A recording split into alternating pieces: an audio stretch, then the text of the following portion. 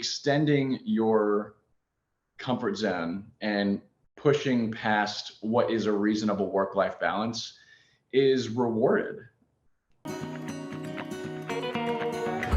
Hello, this is Tab Bartley, and you are listening to the Oath We Took podcast, the show that tells the Marine Corps story through the Marines that served. I'm joined today by Jesse. He is the reason for this podcast. I know so many amazing Marines who hesitate to tell their stories. Their stories hold so much power and so many life lessons. Oftentimes, though, they go untold. Not every Marine's story is the same. What is the same is the oath that we all took. I'm honored today to have Jesse on to share a piece of his story. In today's episode, we talk about his time in the Marine Corps as a drummer, and Jesse gives some amazing advice on starting a business and becoming an entrepreneur.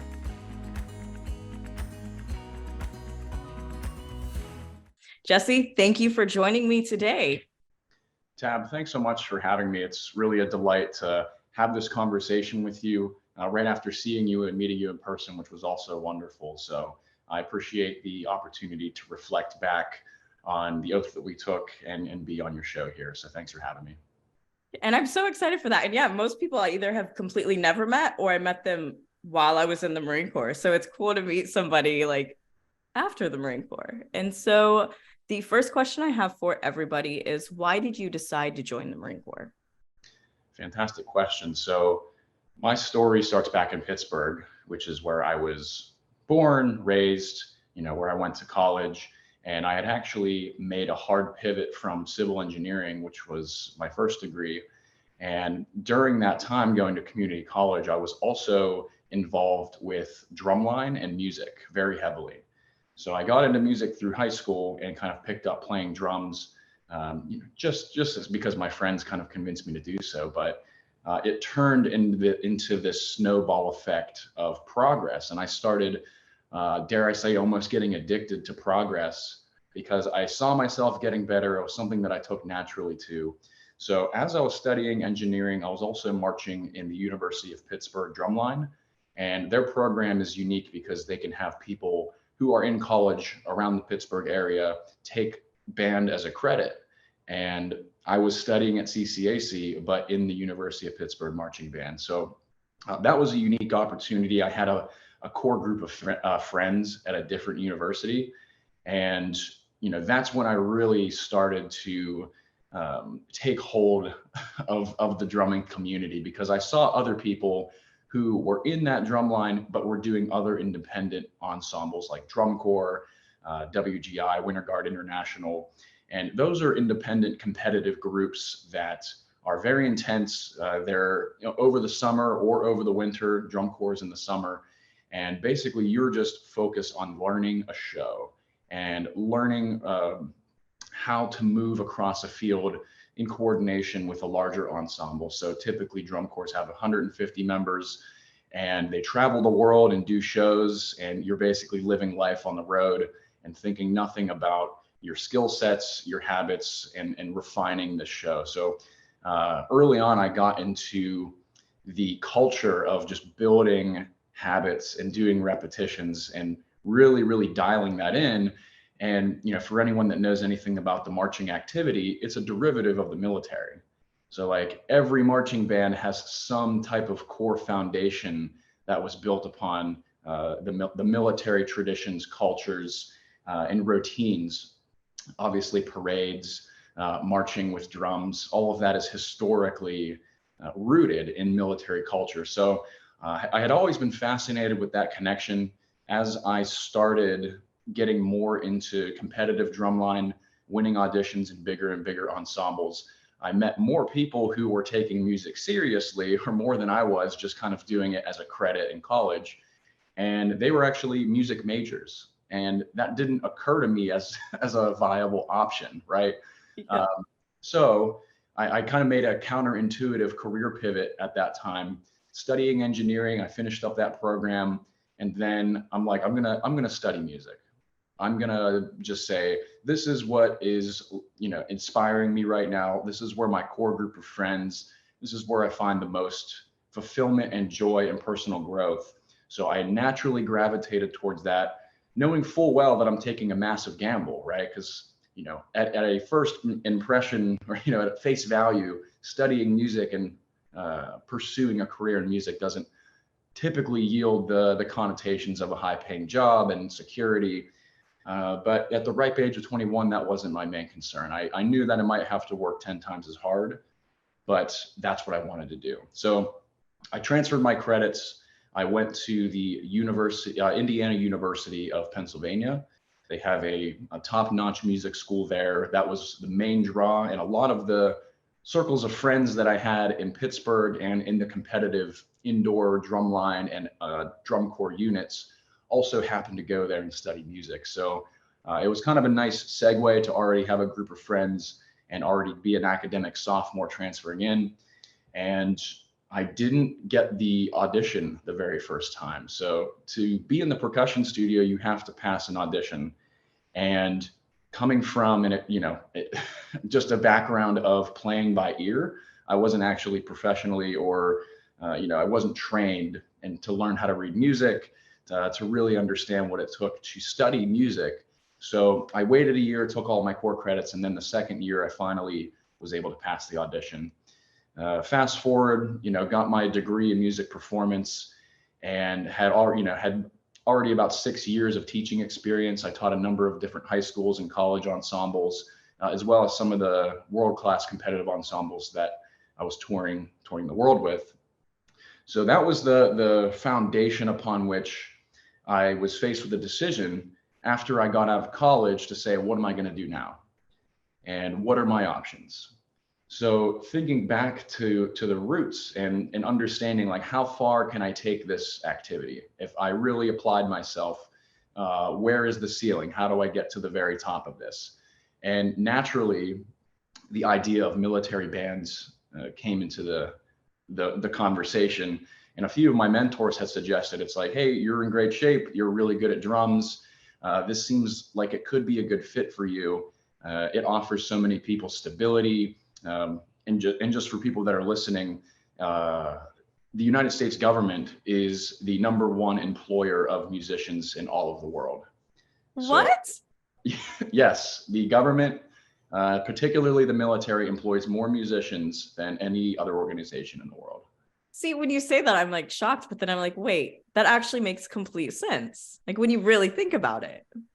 Totally. Yeah. There's all kinds of bases throughout the country, and each one of those bases holds ceremonies and traditions and kind of keeps that routine, which a lot of times requires music. So when ambassadors arrive, the president's like, we need music for this. We want to make a good first impression. People graduating from training schools or from boot camp, there's always some type of fleet band providing musical support for those special ceremonies. And that's something that the military takes very seriously, and which is why they have kept these units around for hundreds of years in a lot of cases. So that was interesting to me. And the first audition that I took out of college was the 28th Division Army Band in Pennsylvania. So this was a reserve position. I went out, I won that audition, and I was dragging my feet on making the commitment at first because it happened very quickly. Like, I don't even think I graduated yet. And other people were kind of speaking into my ear at the time. They're like, hey, have you looked at the Marine Corps?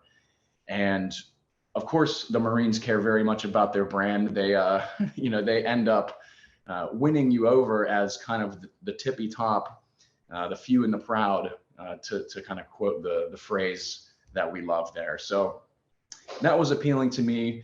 My friend and mentor, Jeremy Hackworth, he was actually a band director in California and one of the instructors in the Glassman Drum and Bugle Corps where I had marched earlier. He had some connection there. I think he marched with the major, the director, the CO of the United States Marine Drum and Bugle Corps. And he, teed up an introduction. He said, go and try out, just go take the audition. And I fit right into the window where that summer when I was graduating college, I was working up an audition for the Marines. And it was in that time that I ended up, I really started taking seriously the audition packet. I'm like, I need to perfect this, and I know what the expectations are at this unit, and it's as close to perfection as you can possibly get. So I took that to heart. There was the option to write your own audition piece. There was a required piece, and then the ability or option to write your own. So I took that opportunity and wrote a solo that I ended up publishing later. And it kind of worked out in a really interesting way. But anyway, I got to the audition, came down to Washington, D.C. I dressed up in a suit, had my tie on. I was taking this like an interview, but knowing that I'm going to play the drums and have, kind of one chance to win this audition. So did everything that I could. I had my resume and all my background. I had my piece ready to go, and they offered me the job on the spot. And that was a life-changing moment right there, because I now knew that thinking all the way back to when I started pursuing music, that this was a viable path forward, and I now had a solid career to look forward to in music. So that was an interesting entrance into the Marine Corps, and unique to a lot of other units. You don't have to go to an MOS school after boot camp and combat training. So you still have to go to boot camp, you still have to go to MCT, and typically the next step for new Marines is to go to their trade school or their school of whatever their MOS is specializing in. But since this is a civilian acquired skill and you pass an audition to find if you're qualified to do the job, you report straight to the duty station in this case. So that was 2015. I waited 9 months because I had to get a few waivers for some broken bones. How it is. But I joined when I was 25 and got to the unit when I was 26, and served 4 years in the Commandant Zone, United States Marine Drum and Bugle Corps. I played snare drum, I was a bass drummer, and I also did a synthesizer and keyboard, so I play piano as well. So that was the primary focus of my MOS. And I'm just so amazed that when you talk about like your musical experience, it wasn't like, initially you had all this talent, but it was more like from sound and practice than like actually reading music. So for you to go that far and to learn that much in such a short time to then be selected, because I don't know if people listening understand like the level of how hard it is to ace your audition and to like go. I think that like being from the recruiting side of the house, there were a lot of times that we would have high schoolers who were amazing in high school, but the fact of the matter is it was not high enough, right? Like you need more experience. That's why oftentimes we're recruiting more at the collegiate level. And like you said, like the just like that higher level of music. And so to even hear that, that's just like wild to me. I don't play any instruments. I was in show choir. And the other funny thing is like when you were saying the similarities, that's kind of how show choir was for me. It was like, oh, like hold this pose in boot camp. Well, that's easy. Hold your arms out. Well, thanks. We do that for hours. Like hold your bearing. Great. Yeah. Have to do all of that. So to just hear that journey is wild. And then to be accepted into the highest level of band, right? Like the easiest, like Barney style way of saying that is that is you don't get any higher than that in the Marine Corps than the Commandant Zone, correct?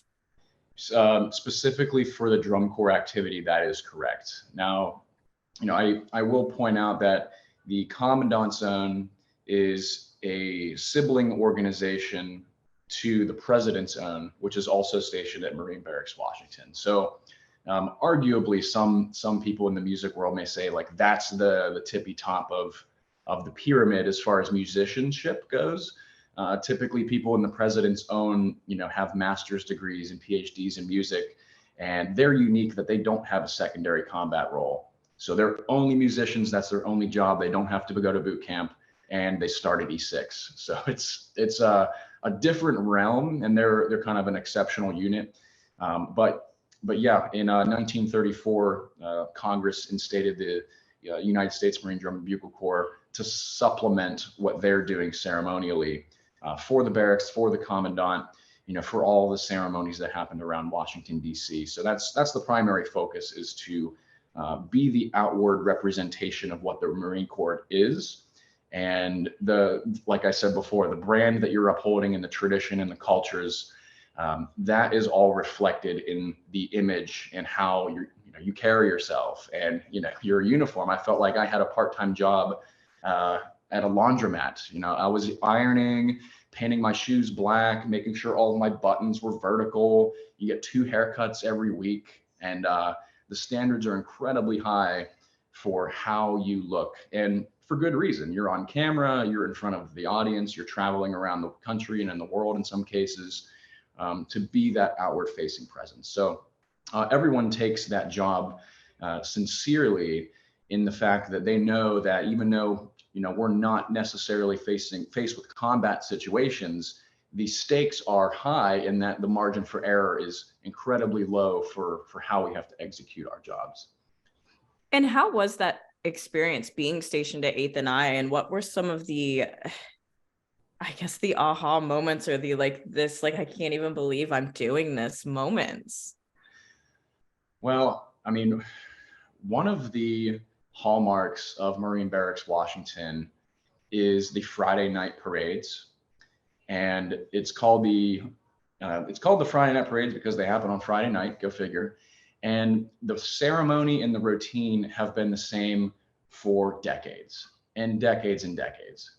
And you are collaborating with the entire duty station there. So you have 2 marching companies, Company A, Company B. You have the silent drill platoon, which is, who you see on the billboards, in the commercials. Like, they are hand selected to literally be the face of the Marine Corps because they're on all of the media and the publicity. And we collaborate with the band, the President's Own, and the drum corps. They all come together to create this experience, right? All the lights are down. You have these spotlights. The landscaping is absolutely perfect. And it's just this historic barracks that was established in 1801. And the commandant's house, where the commandant of the Marine Corps lives, is on the north side of that parade deck. So all of the ceremonies that happen all over the world at Marine bases, you have your bugle calls, you have the raising and lowering of the colors, and all of those ceremonies. This is pretty much the Super Bowl for that, as far as the military ceremonies are concerned. So really learning that routine and understanding what it takes to actually create that experience for the audience, and do that again and again and again every Friday, and create that magical experience. And I realized, the entire context of that ceremony is public affairs, and creating a lasting impression for people that attend, and not just the citizens and people, but there are guests of honor, like the Vice President, the President, the Secretary of Defense. I think Steven Spielberg was there a few weekends ago. Members of Congress, members of the Senate, a lot of political figures, where if you zoom out and really think about the political dynamic of the military and the Marine Corps, there's a little bit of lobbying and impressing to do, right? So it was incredibly important for the longevity and to sustain the momentum that the Marine Corps creates on that level, and creating those conversations and impressions to sell the Marine Corps. And having that responsibility to be a piece of that was, incredibly fulfilling. But I also, enjoyed what I was doing as well, because it's fun to perform for people. That's why I had been doing this my whole life, and I get to do this. So yeah, great experience, incredible people that I met there. And, it took time to get into a habit of doing things the way that they needed to be done. And like I said, the standards were incredibly high. Everything needed to be cleaned every day. There's police call was high on the list, just because, the barracks had to be immaculate. We had guests there all the time. So I just thought that part of it and putting it all together was really special. And I was actually just there on Friday to see it kind of as a spectator. So it was really awesome to reflect back on that parade sequence and kind of just like experience it after a few years being out now. I was going to say, what a cool experience that must have been. And especially like you said, it's the same. So to like come back and see something and watch it and be like, that's the same way it was. Or like, just like, I don't know, that gives me goosebumps thinking about that. What were some of the struggles though, or some of like the challenges that you faced while doing it? Because obviously like it seems extremely stressful, very high pressure, and just like there's always something to do. So what were some of those things, and then how did you deal with it? Sure. So there was no shortage of struggles and hardships, right? I think that's consistent across most Marine units, but they come in the form of, any unique situation. And for serving at the barracks, being in the drum corps, there is a high demand for music, right? So you're constantly learning new ceremonies, new movements on the field. The drum corps also did a separate performance, and we take that on the road and tour with it. So depending on the season, the demands kind of change. So that was one challenge, is just being able to adapt and adjust to the different levels of demands, and learning and training, working up new material, and then being able to rehearse it efficiently, and then be able to perform it in a very short span of time. That's what makes this unit unique, is because everyone that is in there is top notch, like the highest caliber musicians coming from the best drum corps, and your ability to learn music quickly is tested, and that's one of the criteria in the first 6 months.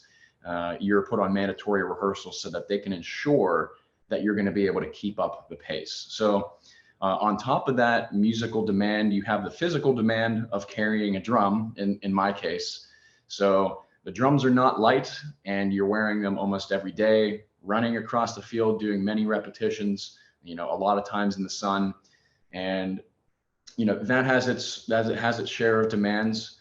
And being on the road also, like you're on the bus a lot. So whenever it's tour season, you're spending a lot of time very, very close to all of the people that you're working with every day. So you had to have a lot of internal stability to not be irritated by the fact that you're with people sometimes 24 hours a day, in a lot of cases, without a lot of space to yourself. So me being an introvert and, loving time alone and just like a little bit of solitude, that was one of the challenges of being in a Marine unit. And, flashbacks to boot camp, that was totally out of the question, because you're always jam-packed with the people that you're serving with. But that comes with positives and negatives too. It is always great to have a network of support and feedback, people kind of chiming in your ear, helping you, coaching you along the way. So there's of course benefits to that. But I guess on top of the context of everything that I just said being a challenge, that was the job. That was the expectation, right? That's not unique to say that was challenging, but for me in particular, during my time at Marine Barracks Washington, I was also tasked with being the public affairs officer in charge. So I ran the PAO office for 3 out of the 4 years that I was also a musician. And we don't have a separate PAO unit. We're actually pulling from the musicians to do these billets on top of the other duties. Which I have always thought is so extremely wild, because that is a whole nother 10 jobs. Like that's a whole nother 10 jobs. That was one thing I was amazed at being public affairs. Like we would be there obviously sometimes with the band, but majority we weren't with the band, yet we would get photos and we would get content and we would get like just so much stuff that it's just like, it's so wild. But that's kind of I feel like a perfect segue to what you do now. And so did that also kind of like show you another passion or something else that you were like, man, I'm good at this too, or I enjoy this as well?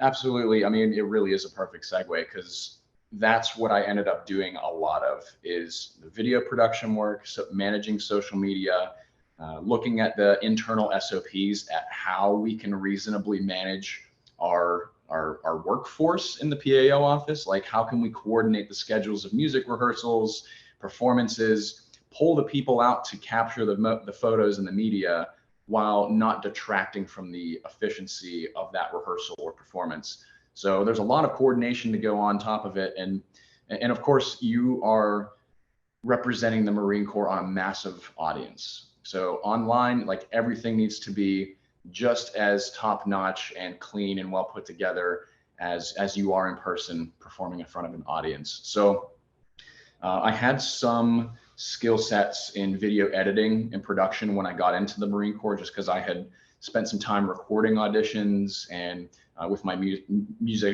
musical friends that I had in college, we had always been recording each other. So I learned a core competency in video production. And as anyone in the military knows, if you have a creative competency, you're going to be completely relied upon and a little bit exploited for that talent.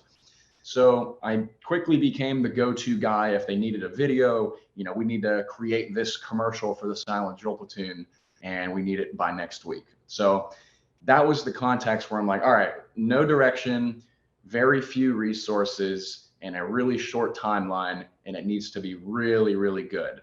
And that was the standard. So I, out of necessity, had to force myself the most efficient way to create high quality media for the Marines.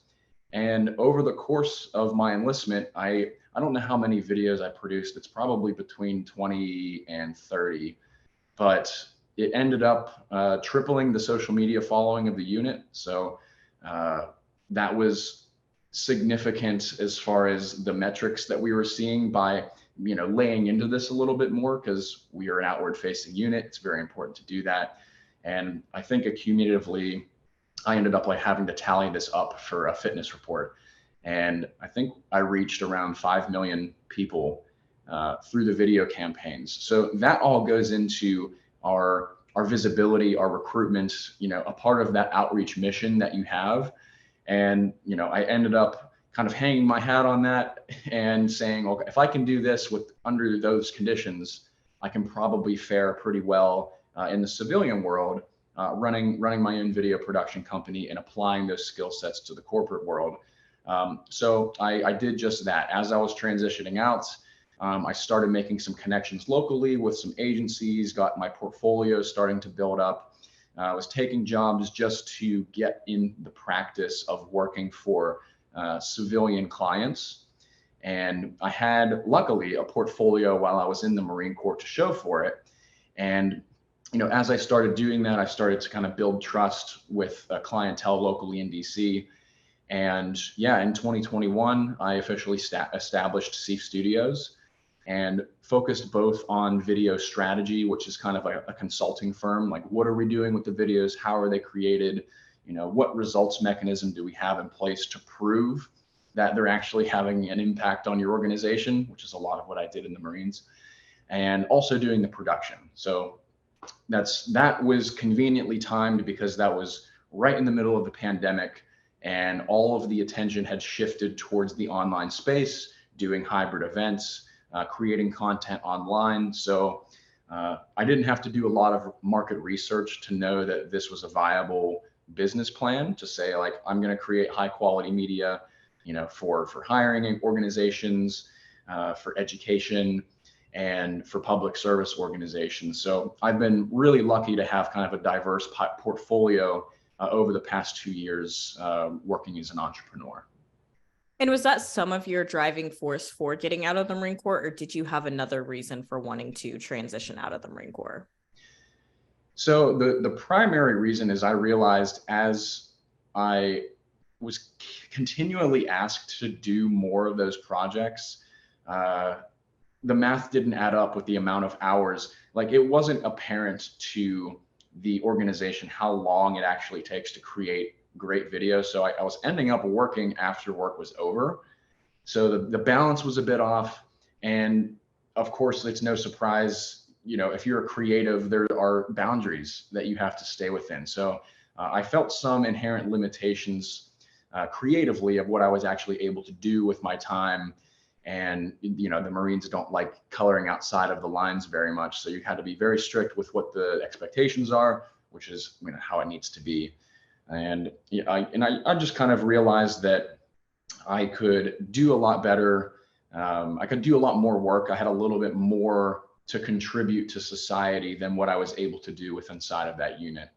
And, it also kind of correlated with meeting my wife, who also happens to be a Marine, and she had more time in service than I did.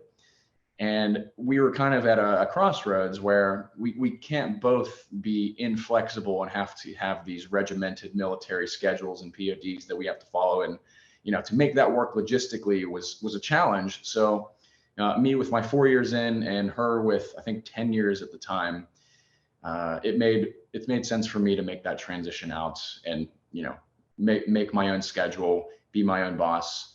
That was really appealing to me. But a lot of the skill sets, and I will say, like, I don't think I would be able to pursue entrepreneurship without that background that I got in the Marine Corps. And I was thinking about this the other day, but being in the Marines gives you a unique opportunity to find out what you're capable of when you have no other choice. Whenever it's completely and crystal clear what the mission is, here's what you have to do, and there's no other option, you have to do this. That changes you internally because you are now in a position where you find out what you're capable of. So it was with that mindset that I approached entrepreneurship to say, I need to have that same fire where I need to hold myself accountable this time, but give myself no other choice but to succeed and make this the primary focus of what I'm doing with my life. So that's kind of where I got the ambition translated from the Marine Corps into entrepreneurship, and why I think veterans are so uniquely qualified for entrepreneurship because of that.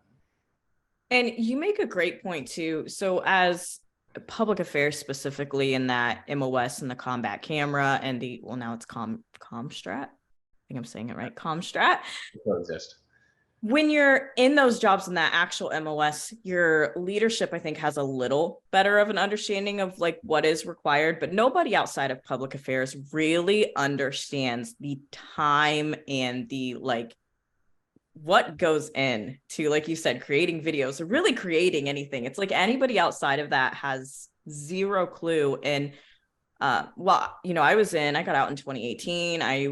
I got in at 2010, and I think our MOS was one of the highest MOSs at, like, we did not retain people. They did one term and that was it. And what you said and your reasoning for getting out was a huge part of why so many within that career field got out, because it wasn't that they weren't satisfied with their work. It wasn't that they didn't enjoy it. It wasn't that it wasn't challenging. It was just like, lack of a better term, like just not appreciated. Like to overly simplify it, your work wasn't appreciated to the level of like, I'm essentially breaking myself for this, for what? Especially when my peers are out and, they get off at 5 p.m. They get to eat three more meals at the chow hall where you're running around and doing all sorts of stuff. And so I think that's a really important, the Marine Corps talks about recruiting and retention, and we have to kind of look at individual career fields too. And why is it a trend in certain career fields, and how does that expand across the entire Marine Corps? And so that's, it's a super interesting topic, because as somebody like, you were banned, however, you then had all these other things shoved on you because you were good at it. Like, thanks, Marine Corps. Right. And I know in extending your comfort zone and pushing past what is a reasonable work-life balance is rewarded. And those, I got a Navy and Marine Corps Achievement Medal for what I was able to do in the public affairs office, but it came at the cost of working way later than I should have, doing a lot more work than I needed to. But I'm not bitter about that. It's just a reality of the way it is. It's just because, like, if you are good at something, you're going to be asked to do more of it. And that has a drop-off point of diminishing returns. And that's a great point too. You can be aware of all of that and not be bitter and still loved your experience and loved everything about it. It's just, again, the reflecting and looking back and the honesty of like, this is why I took this path instead. And so now you own your own business. And how is it, just because you talked about boundaries and some of that, how has been that adjustment of like learning those boundaries now? Because you run your own business, you really can control those boundaries. How has that adjustment been? Great question. And the first thing that pops into my mind is the element of accountability.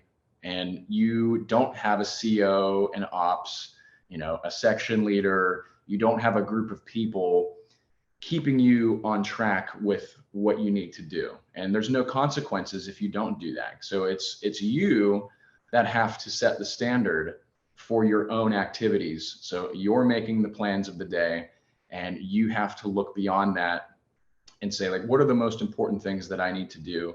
And I need to be able to force myself to do them. So as soon as you transition out, that element of accountability goes out the window, right? Because that kind of led me to come to the realization of redefining what discipline actually is, and being able to bring yourself to do things that are difficult without the or else factor. Like in the Marines, you have the luxury of NJP, right? Because if I don't do this thing, there is a penalty, there's a consequence. I could get Article 15, page 11s. There are all of these slaps on the wrist that are built in to what if I fail? What if I don't do this? What if I don't show up and go AWOL? And on the positive side of that, you have the reward system built in, where whenever you do a good job, you're stood up in front of your peers, you're congratulated, there's a big ceremony, a lot of pomp and circumstance, you're given an award, you get promoted, you get a pay raise.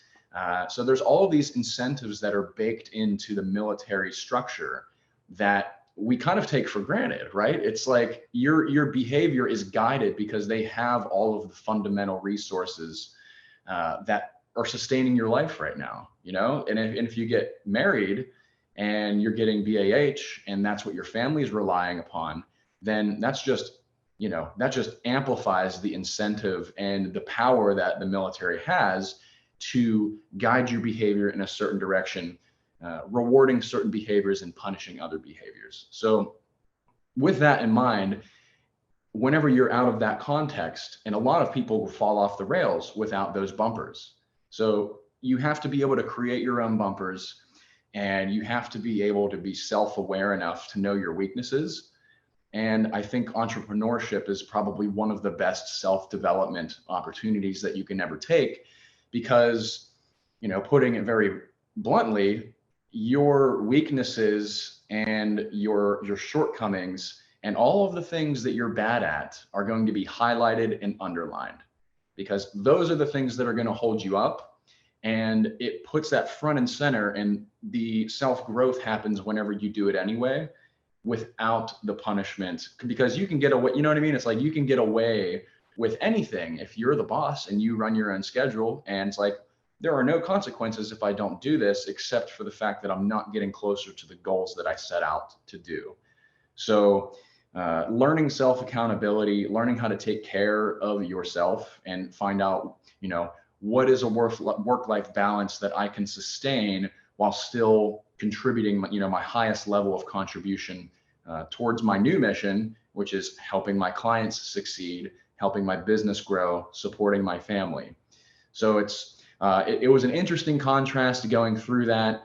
And, a lot of the skill sets, and I wanted to take as much of the discipline and attention to detail, and understanding that, like, if I'm working for corporate clients and representing their image publicly, I want to do that with the same level of respect and the same level, like I said, attention to detail that I did in the Marine Corps. And that puts that type of pressure on me again to perform and deliver. So I think they go hand in hand there. So a lot of it is supplementary, but it is a big shift to be able to achieve those results by yourself without the military incentives. And what were some of the resources you used, or the past, or the things that helped you even becoming and starting your own business? One was the SBDC. It's the Small Business Development Corporation. and I might be wrong about the C, but they're local business growth organizations. They're funded by the state. They give you resources. They kind of walk you through the initial setup phases, like starting an LLC, opening a business bank account, registering as a veteran-owned business so that you could take advantage of the opportunities in the government contracting space. So just like things that you wouldn't know, like the things that you don't know, getting insight into that, just to get the foundation right, like have a system for accounting, have a business plan. And one of the referrals that they actually made was a 10-week entrepreneurship training course for veterans. And it was completely free. So I basically got to go to business school compressed into 10 weeks with other veteran entrepreneurs, and they help you create a business plan. They provide you with free coaching, like a business coach to kind of walk you through the plan. They set you up to be able to do a pitch and a presentation, and it just fleshes out your idea so that you can articulate what exactly you're trying to do. Because a lot of times with starting a business, that's the hardest part, is just getting hyper clarity on who you serve, what you do, why you do it, and how you're going to execute your business plan and what success looks like. That program is called Project Opportunity, by the way. You can find them online on LinkedIn, but that was a great opportunity, as appropriate with the name. I also took that year to be very selective with education outside of that. So I actually kind of overdid it. I think I invested between $15,000 and $20,000 in online courses that were for video business mastery. They were for marketing training. They were for communications and video, all kinds of creative courses that I took just because I didn't feel qualified to be in business. I have no background in business. So I like to call it the year of aggressive education. So I was listening to audiobooks, podcasts, consuming everything that I could just to get the repetitions of the language of business and understand, what other people are doing, find some mentors out there. I started taking LinkedIn a lot more seriously and expanding my network to at least have that foundation of interactions with people that were doing similar things to me. But likewise, that's also a great client base, right? It's also, professional community. I also took that year, I became a dual certified coach through the Health Coach Institute. And that was triggered by a really difficult time as I was starting the business, obsessively taking these education courses, figuring out like, what did I need to do to make money? I was freelancing and, dealing with the transition. And I, early on, like 3 months after I started the business, we kind of had a family tragedy. And my father, he lost his home to a fire, and it was horrible. He, no insurance, no savings, it just completely wiped out everything that he had.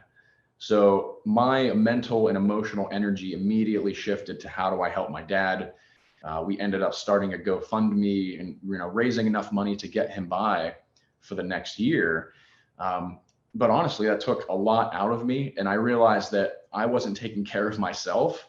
So I had to overcome a lot of roller coasters and a lot of ups and downs. And until I could self-regulate, without substances, without depriving myself of basic well-being and health and nutrition. So I should have probably gotten coaching and help and therapy, which to anyone listening, make that your first move, but omitting a little bit of arrogance and bullheadedness with my ability to handle the situation myself, and also seeing an opportunity to leverage the skill sets for my business that I was still trying to grow. I decided to invest in becoming a coach. So I took a 6-month program to be certified in health and life coaching, and it was all predicated on the ability to understand what motivates people, what compels them to act on an emotional level. Because when it's, when all the layers are stripped away and you look at what business is, that's all it is. It's like, how do we make an impression on an audience and compel them to take action? How can we change someone's perspective with media? And what are the strings that we need to pull emotionally to get people's best selves captured on camera? So to me, that was kind of the aha moment where I realized that all business interactions are human to human, and there's always going to be a connection there. So I took it upon myself just to be really well versed in those types of conversations, knowing full well I would be conducting interviews. I might be with people that are uncomfortable on camera. So I wanted to at least arm myself with the ability to navigate those conversations, to produce better products for my clients and myself too. So anyway, that was a crazy year. The first year in business always kind of tends to be chaos. So that one kind of checked the box for the chaos year. But after all of that, I got some into regular routines, and found some stability with what I was doing, with that business. I ended up starting a second business, but we don't have to dive into that right now. But it ended up translating into the veteran community and the military community. I found myself gravitating towards those types of projects and clients. And I realized like it was a huge advantage being a veteran starting a business, because one of the main barriers that you have with establishing relationships and connections and trust with the community is that first impression and getting the common ground. And with the veteran community, you automatically have that in common. Like, we have no issues having a conversation. We have a lot of, rapport that has been built long before we met each other. And then we just kind of see eye to eye and like real recognize real type of thing. And that is a crucial element to building a network and building a business. So that was something I was super grateful to have looking back. Yeah. And I mean, you just talk about like, we were at that event Thursday, and I am a super, what is the term? Not an extrovert. I'm a super extrovert, minus the fact when it is a networking event, because it feels so forced to me that I don't know how to operate in like that, like parameters, when I am that person who will just start random conversations with people and end up like both crying and hugging, right? Like just a random person I see at the Target who looks like they're having a bad day. But to do it in that, like, where it almost feels forced, it's so hard for me, because the anxiety of like, oh crap, there's an expectation of me now, as where in all these other conversations there's zero expectation. But like Thursday's event that was targeted towards veterans, it was such a like, I walked in and I was like, it's gonna be so awkward. And then it was like instantly like people just come right up to you and it's like, oh, we just started a conversation. And like, I think I talked to almost everybody in the room. So like you're so honest in that there is just an automatic connection. And it's really cool when you get out, I think, because like rank no longer matters. Service doesn't really matter unless you're a Marine, because we know we're the best. But it's such a cool experience. So can you tell me a little bit about why it's so important to, you feel like, give back to the veteran community? Because you do that through multiple events, and that's actually how we met and how we connected. So why do you think it's important, as somebody who is an entrepreneur and doing all these things, why is it important to you to still be involved and to give back to that community? Well, I mean, I feel like there's still a lot of service left in me. I joined the Marines with the intent to stay much longer than 4 years. So a part of it is just like, I signed up for this commitment, and I took that oath to say, like, I am going to dedicate my life to bettering the country and the community through whatever I have to offer. And after serving, that modality still exists, and it comes in a different form. I'm helping the community in other ways, helping people tell their stories visually with video. But the tendency to want to help and support, I think, was also kind of instilled while I was serving. Like, you are always looking out to your left and right, helping your brothers and sisters overcome what obstacles and hurdles they have.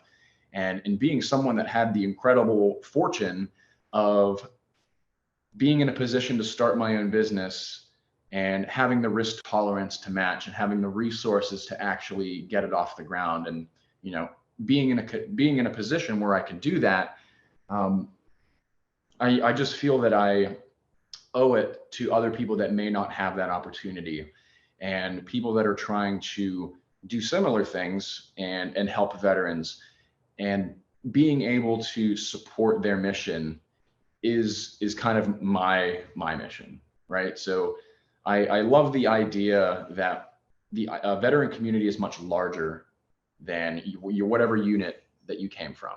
So we're out there, we're everywhere, and just the having your back mentality, like I've got your back no matter what, that is something that I wanted and desired to translate into the type of work that I was doing and the type of connections and people that I was meeting.